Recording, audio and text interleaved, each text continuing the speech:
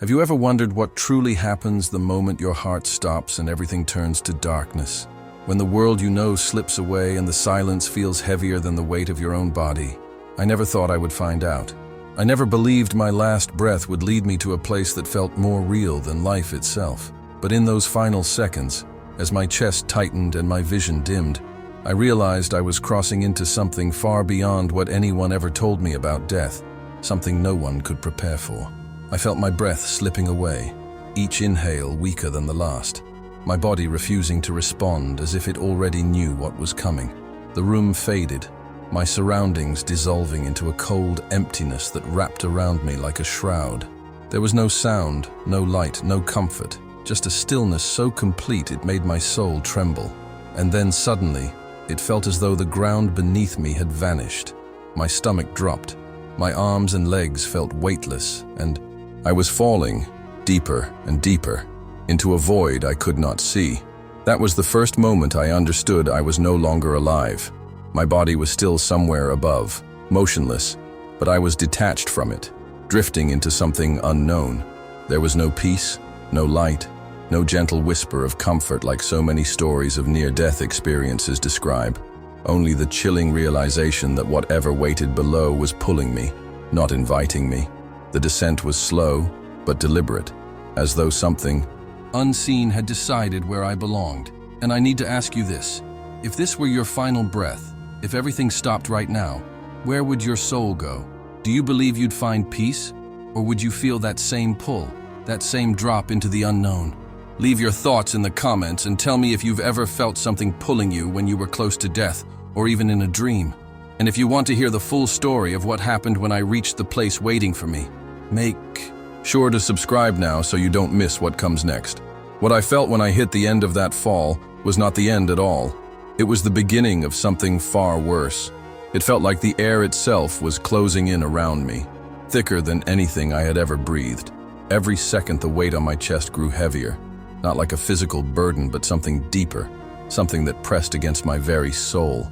There was no light, no faint glow in the distance, nothing to reassure me that there was a way out. The darkness was not just an absence of sight. It felt alive, as if it was reaching into me, pulling me apart piece by piece. Each breath I tried to take felt like I was swallowing something heavy, and the more I struggled, the deeper I sank. It was not like floating, not like drifting in water or air. It was deliberate.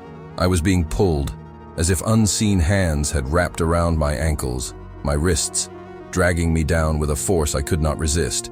There was no sensation of wind or movement, but I could feel the descent in my bones, as if the very core of me was being pulled through layers of something I could not understand.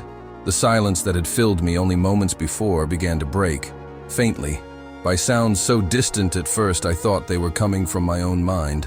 Whispers, low, drawn-out murmurs, impossible to make out at first, rising and falling as though carried on a current of air that I could not feel. The voices did not speak to me directly, but every tone dripped with something unmistakable. Malice. It was not the sound of human conversation, not the echo of another lost soul. These murmurs were cold, deliberate, and each syllable, though muffled, sent a chill through me that the darkness itself had not managed to create. The way the sounds moved, circling me and then retreating into the nothingness, made it feel like I was being studied, observed, and judged, before even understanding where I was. The further I was dragged, the more aware I became of how alive this emptiness felt. The air pressed against my skin like a damp fog, clinging to me as though it wanted to seep inside. My thoughts were sharp and scattered, searching for anything familiar, but there was no sign of the world I knew, no sense of time, no rhythm of a beating heart. The deeper I went, the more detached I felt from who I had been. I could no longer feel the weight of my body, only the weight of the place itself, a pressure that felt like it was crushing the very core of me. Every attempt to resist, to reach upward, was met with a pull so forceful it stole any strength I thought I had left. I tried to tell myself this was a dream, some trick of the mind as my body clung to life elsewhere. But nothing about this felt like a dream. Every sound, every sensation, every second of breathless wait, felt more real than any waking moment I had ever known. The darkness was not static. It shifted subtly, as if it had depth and movement, as if something unseen was gliding just beyond my perception. The murmurs grew louder the further I descended, not all at once but in waves, a chorus of whispers weaving in and out of one another. They seemed to recognize me, though I could not understand their words. There was a rhythm to their tones, rising sharply at times, then dipping into guttural, almost mocking laughter. Each surge of sound came with a distinct sensation, like claws grazing just along my skin, not tearing, but reminding me that I was not in control, that I was being delivered to something. The darkness itself felt intelligent, like it was aware of me, like it knew everything I had done, everything I had been, and it was pulling me exactly where I was meant to go. There was no anger in this pull, no chaos, only purpose. The descent was not random. It felt like a deliberate journey toward a destination I had no say in. Every second stretched into what felt like minutes, every minute into something far longer, as though time had started to break down. For a moment, I thought I felt movement beside me, not the touch of a hand or a figure, but a presence so near it was undeniable, pressing against my side before fading away into the nothingness. Then another, on the other side, only to retreat as soon as I focused on it. They were there, watching, never speaking, letting the chorus of distant voices build and fade as my descent continued. It was not loneliness I felt, but the terror of being accompanied by things I could not see, things I could only feel. My mind screamed for light, for sound, for anything to break the suffocating weight of the void. But all I received in return was the deepening pressure, the sensation of being judged by every second I hung in that descent. And beneath all of that, beneath the fear, the whispers, the presence, one truth began to settle in. This was not a fall into nowhere.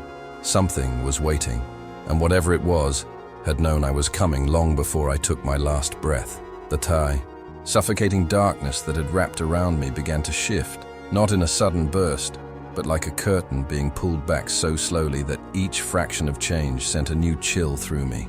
The nothingness gave way to something tangible, something I could see, though I wished I could not. Beneath me, the void hardened into ground, uneven and jagged, each edge digging into my bare feet, as though the earth itself resented my presence. The cold that emanated from it was not a natural chill. It felt alive, creeping up my legs, sinking into my bones, and reminding me with every pulse that I did not belong anywhere but here. In the distance, a faint red glow pulsed, irregular and unsettling, as if it was breathing. It was not a comforting light, or even a warning. It was alive, throbbing like a heartbeat, and every time it flared, I felt something deep inside me recoil. My breathing grew shallow, quickened, though there was no air to truly fill my lungs. It felt like inhaling smoke, without the burn, heavy and thick, as though the place itself was trying to become part of me with every breath I took. Around the edges of my vision, movement stirred, fleeting but undeniable. Distorted shadows, shapes that seemed too thin, too long, gliding along the horizon. Every time I turned to look, they vanished, only to reappear just beyond my direct sight. They never drew closer, but they circled with a patience that felt deliberate, as though they were waiting for something or someone to signal that I was ready for whatever they intended. They whispered, not in words I could fully understand, but in a rhythm that carried meaning. The tones rose and fell like waves, brushing against my thoughts and planting an unease deeper than fear. Above there was no sky, no stars, no hope of light from beyond. Instead, a ceiling of black smoke shifted and swirled endlessly, layers of darkness folding over each other, as if something enormous was moving just beyond it, something I could not see but could feel. The smoke was not still. It churned like a living thing, releasing faint sounds, almost like low growls every so often, sounds that vibrated in my chest more than they reached my ears. The weight of it pressed down from above, and for a fleeting moment, I thought it might collapse and swallow me whole, leaving nothing but the void I had fallen through. The deeper I took in the landscape, the more I realized how endless it felt. The ground stretched far beyond what my eyes could measure, twisting into jagged formations like broken teeth rising from the earth. There was no vegetation, no signs of life as I knew it, only the strange, shifting shadows and the pulsating glow that seemed to call to me, not with sound, but with an unrelenting pull. Every instinct I had screamed to turn back, but there was nowhere to return to. The descent had ended, but my arrival here was not a pause, it was a placement. I was not wandering through a foreign realm. This place recognized me. The air vibrated with an energy that was neither warm nor cold, but both at once, alternating in a way that left me disoriented. It was as though the place itself was studying me, running through every thought, every memory, weighing and measuring my presence. I felt stripped bare, not just in body, but in soul, like nothing about me could be hidden. The whispers circling me swelled slightly, almost forming words I thought I might recognize, only to fade again into tones too twisted to understand. Each time the murmurs faded, the silence was worse, as though the absence of sound carried its own form of threat. As I took a step, the ground gave a faint groan beneath my weight, a sound that carried not through my ears, but up through my legs, into my chest.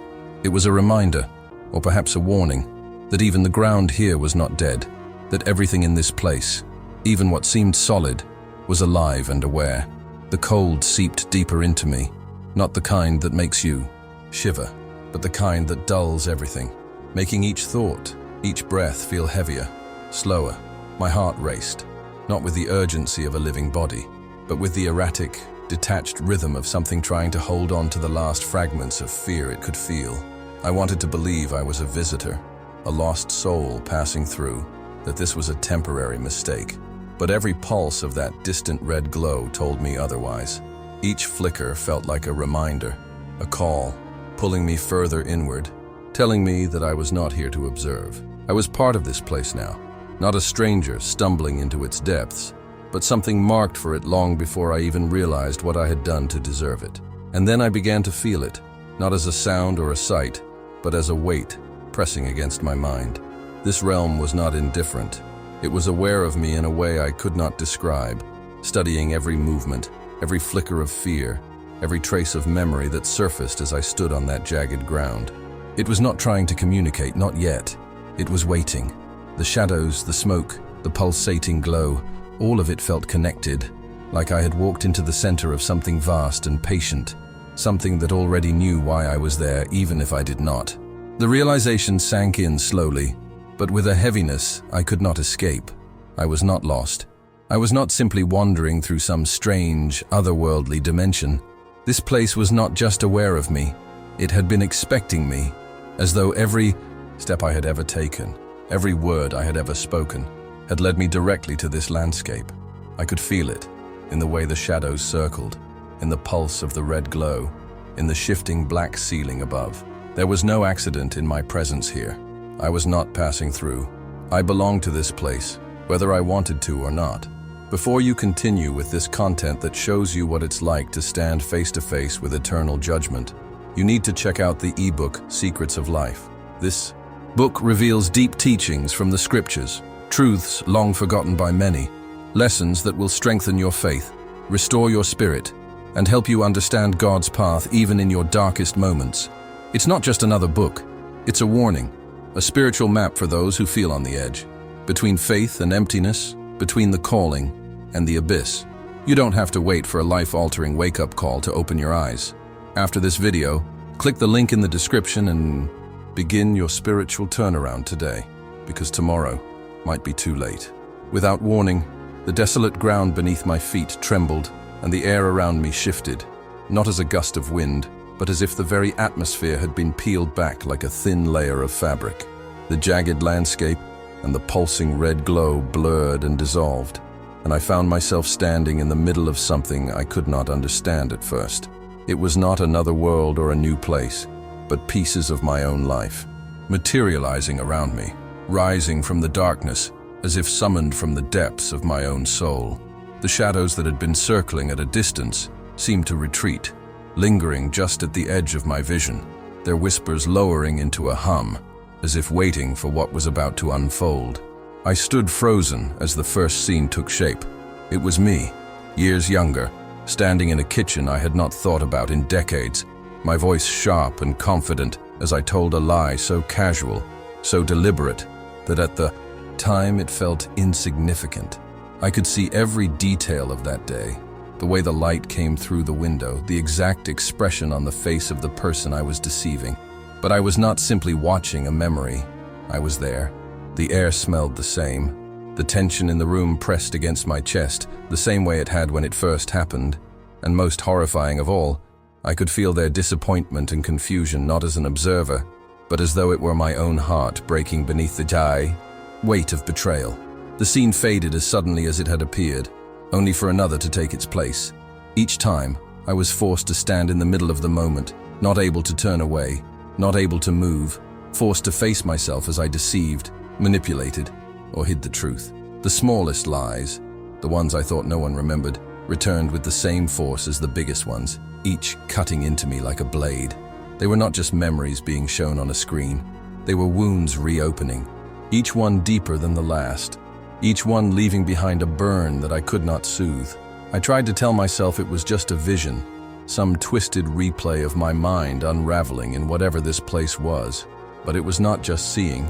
I felt everything. The sting of shame I thought I had buried years ago, the cold weight of guilt pressing harder into me with each breath, the disappointment and sadness of those I had hurt flooding into me as if their emotions had been stitched to my own. It was not like feeling bad for what I had done. It was as if every wound I had ever caused in someone else was now cut into me, one by one, until I could no longer tell where their pain ended and mine began. Each scene dragged on far longer than it had in life. What had been a single minute felt like hours, stretching endlessly until I begged silently for it to end, only for the next memory to rise from the blackness and begin the cycle again. I saw the lies I told to avoid blame, the words I used to protect myself at someone else's expense, the promises I never intended to keep, the smiles I faked while weaving deception behind them. Every one of them came with a sensation that could not be described as physical pain, but something deeper, as though my very essence was being branded over and over. What made it worse was how the memories seemed to breathe. They were not flat, lifeless moments from the past. They moved, they pulsed, they followed me even when I tried to close my eyes. I could not escape them, because closing my eyes only made the emotions more vivid. The voices of those I deceived would echo louder in my head, their questions, their disbelief, their anger. I could hear the moments they doubted themselves because of me, moments I had never even thought about when I told those lies, and now each one sank into me like a hook pulling me deeper into this torment. At one point, I felt the ground shift again, and for a fleeting moment I thought the memories would stop, but instead, the space twisted, and I found myself not only seeing the lies, but standing inside the emotions of the ones I had hurt. Their fear, their betrayal, their sadness, their anger, all poured into me like a flood, each emotion amplifying until I could barely draw a breath. I was not just watching myself lie. I was being forced to live through every consequence of it, as if the entire weight of those choices had been waiting all this time for me to face. There was no voice telling me why this was happening, no figure standing over me to explain what I was enduring. The place itself seemed to be in control, orchestrating each scene, choosing which memory to drag up next, pulling from the deepest corners of my mind, even ones I had convinced myself I had forgotten forever. It felt deliberate, like it knew exactly which lies would break me fastest, which memories would carve into me deepest. The shame became heavier with every passing moment, settling not just on my chest but sinking into me, as though it was becoming part of who I was. Each breath carried the sting of every false word I had spoken, every trust I had broken, and the weight did not lessen. It built, layer by layer, until it felt as though my soul was collapsing beneath it. I wanted to scream, to beg for forgiveness, but no sound came out. The air in this place seemed to swallow my voice before it could escape, as if speaking would make no difference, as if nothing I could say would erase the truth of what was being shown to me. And as the next memory began to form, darker and heavier than the ones before, I realized that none of these wounds were meant to fade. Each lie, no matter how small, was etched into me, not as words or pictures, but as something permanent, something that burned into my very core like a wound that would never heal, no matter how many times I relived it. And I knew there were more coming, waiting to rise from the blackness, each one ready to tear away whatever was left of me. The memories did not fade the way I thought they might. They did not dissolve into the darkness or give me a moment to breathe. Instead, they circled back, each one I had just endured returning again, replaying in a loop that grew heavier and sharper with every repetition. What I had seen, what I had felt only moments before, began again, not as a simple repeat, but as something more vivid, more invasive, as though the place itself was determined to carve every detail into me until there was no part of me left untouched by it. Every time a scene began anew, it was slower, longer, as if time itself had stretched so far it no longer had meaning. Seconds became minutes, minutes became hours, hours became something I could not even measure. At first, I thought it would only be the guilt I would feel, the natural weight of knowing how I had failed, how I had hurt, how I had chosen lies over truth.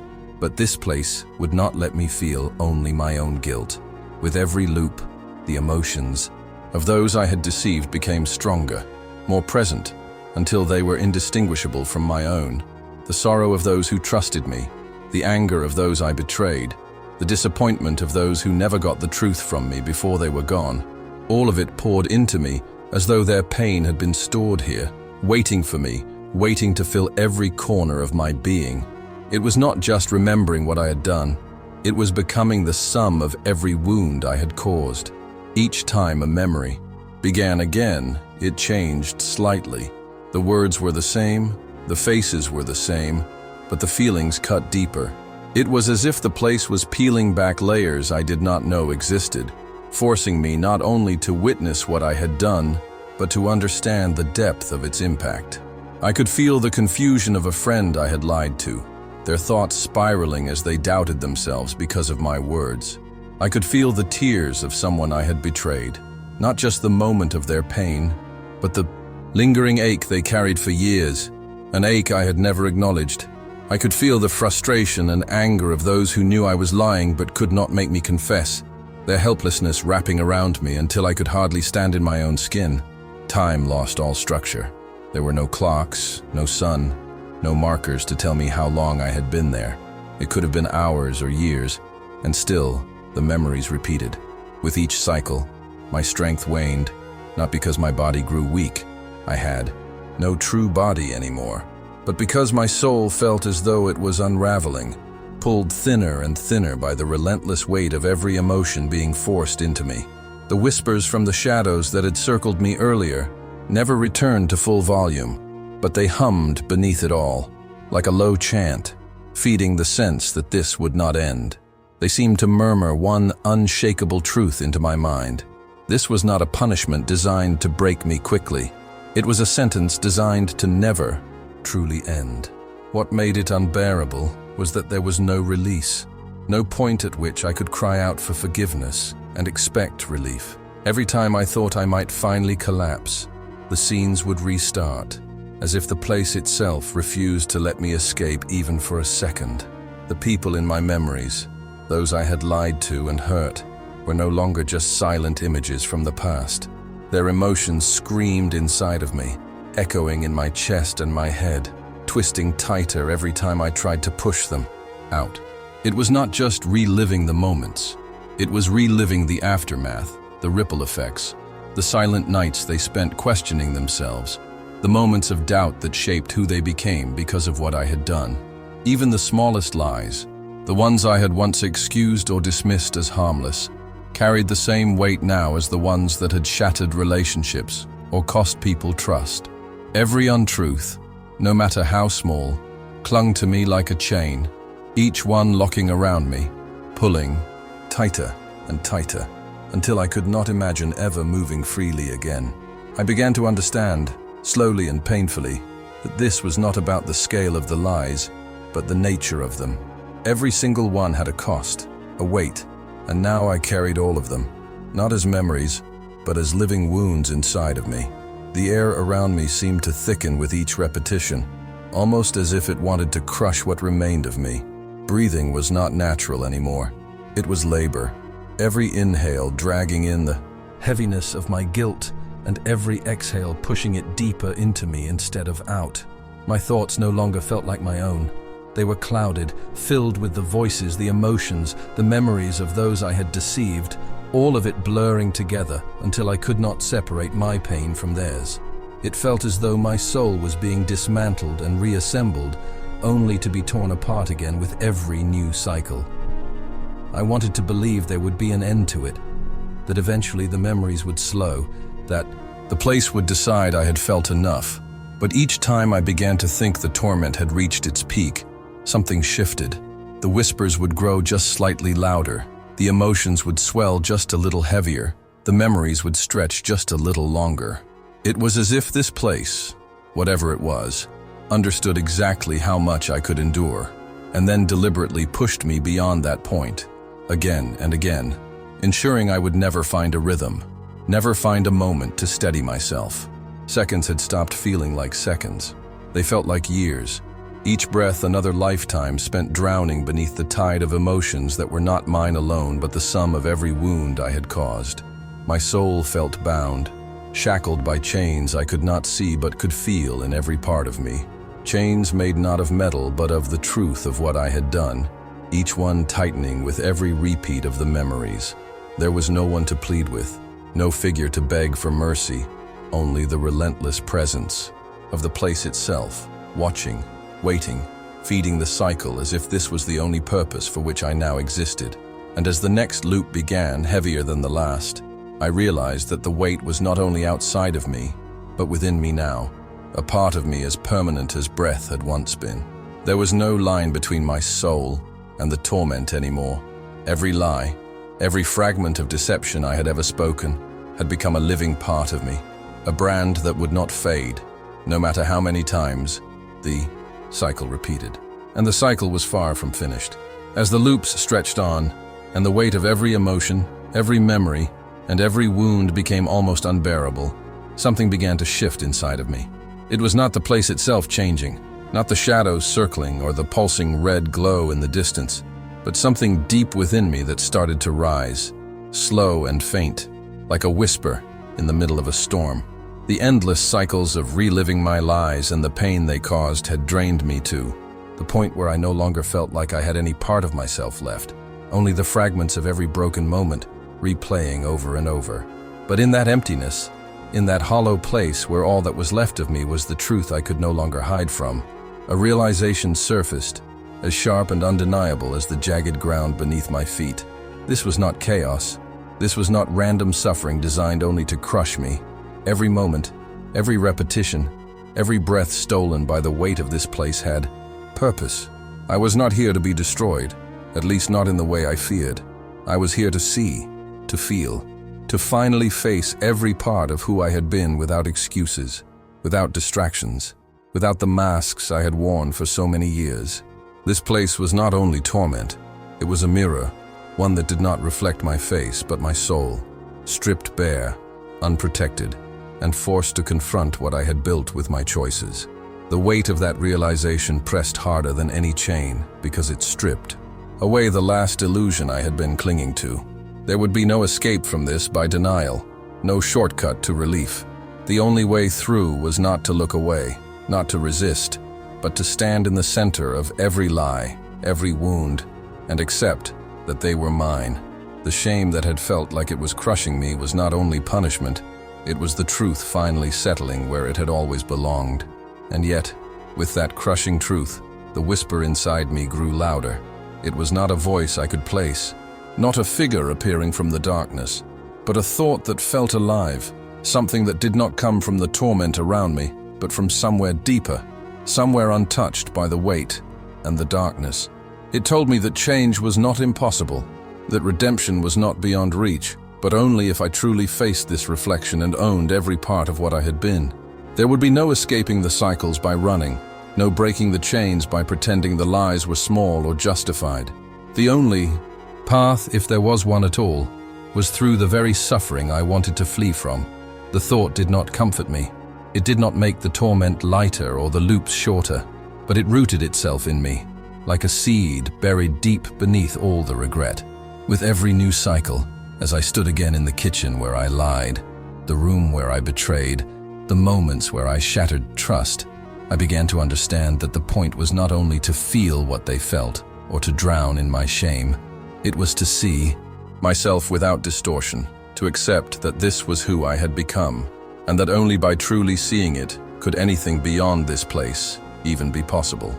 The landscape around me began to dissolve again, not in a sudden burst, but slowly, as though it was peeling away like smoke, leaving me suspended in a space that was neither dark nor light.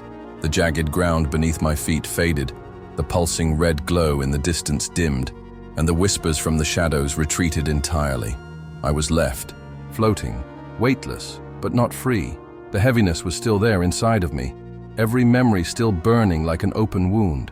Yet something about the silence felt different now. It was no longer suffocating. It felt waiting. The realization struck me that I was not done here. This was not the end, not even close, but something had shifted. I was no longer just being dragged through torment without understanding. I now knew that this place had not been designed simply to punish, but to strip me bare, to tear away every layer I had built to hide from myself and force me to face the one person I had avoided most, me. It was not a mercy, but it was a purpose, and in that purpose I felt the faintest glimmer of something I had not felt since my last breath, possibility. But that possibility came with a warning that settled into me as clearly as any of the whispers had. There would be no shortcuts, no mercy without surrender, no redemption without complete acceptance. I would have to endure every cycle, face every wound, every consequence, and allow it to change me, not just hurt me. The weight of regret deepened, but alongside it, that whisper grew stronger, telling me that there was a choice waiting for me beyond all this, if I had the courage to take it. The scene faded until there was nothing but the silence, the lingering heaviness of my choices, and the quiet pulse of that whisper deep inside me. I did not know what came next. I did not know if this was only a pause before more cycles, or if I was being moved towards something even harder to face. But I knew this was not the end. Whatever waited for me beyond this, it would demand more of me than I had ever given in life. And for the first time since my last breath, I felt the faintest pull, not downward, but forward. If you have ever felt the weight of regret so heavy that it seemed to follow you even into your sleep, I want to know, have you ever wondered if the choices you made, the words you spoke, might come back to you in a way you cannot escape? Tell me in the comments what you believe would surface if you were forced to face every lie, every wound, with no escape. And stay with me, because what came next after this moment is something I never expected, something that changed everything I thought I understood about what happens after death. You will see it in the next part of this story, and trust me, you will not want to miss it.